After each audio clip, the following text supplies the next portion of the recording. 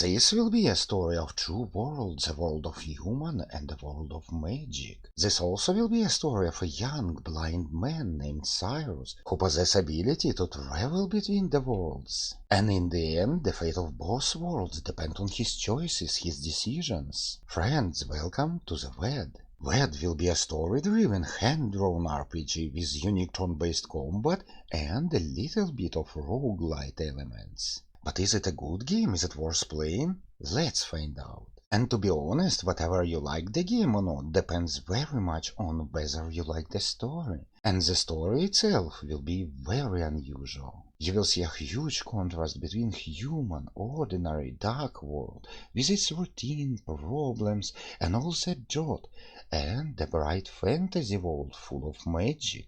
I can't tell you more about a story because it will be a spoiler and it will ruin your impression, and I don't want to do it. If you want my opinion, I like it. There might be too much drama, but still I enjoy it. And you also need to know that this story will be full of choices. Choices will be literally everywhere, on every step. And those choices will heavily influence your story. And of course you will get multiple endings. In a real world, you're almost blind, so that's how you're gonna see the world. And that's how you're gonna explore it. You need to rely on your senses, on your feelings, with very little visuals.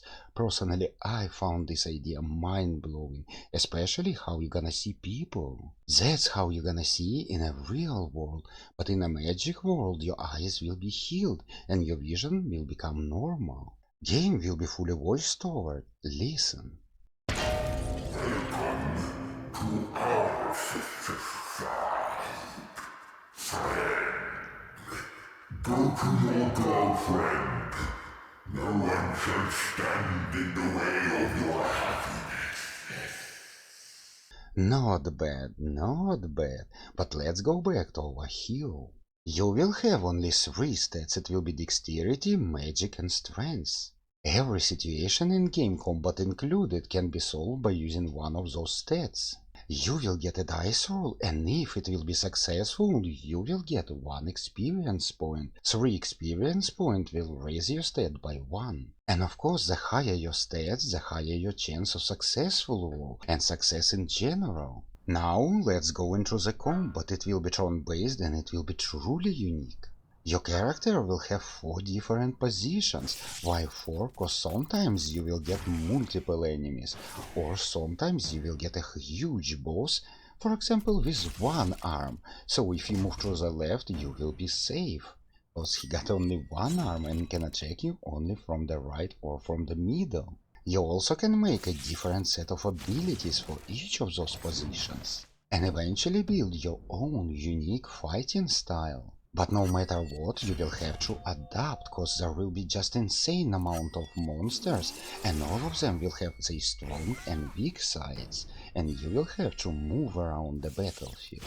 There will be plenty more, like your enemies can have shields and you need to disable shields first, or they can be blessed or cursed. And about the curses and blessings, you yourself at the beginning of the combat can curse your enemy to make it weaker, or bless it to make it stronger. But why? If you curse your enemy, it will become weaker, and in the end of the fight you will get less magical currency, and in front of it, if you bless it, your enemy will be stronger, but you will get more coins.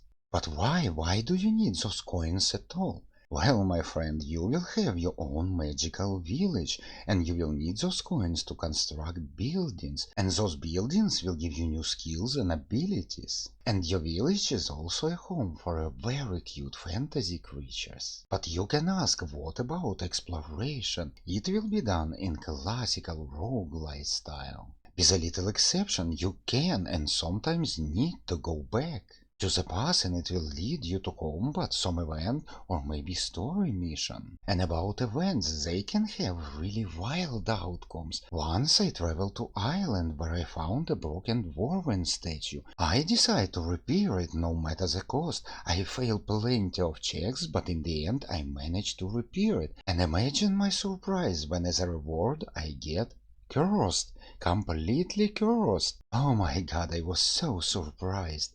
And by the way, friends, some blessings and curses will last with you until the very end of the game, so be very careful with it. In conclusion, VED is a good game. It got plenty of interesting and unique features. But it will all come down to whether you like this story or not. Friends, thank you for watching. I hope you enjoyed it, and I will see you in my next one. So meet you there.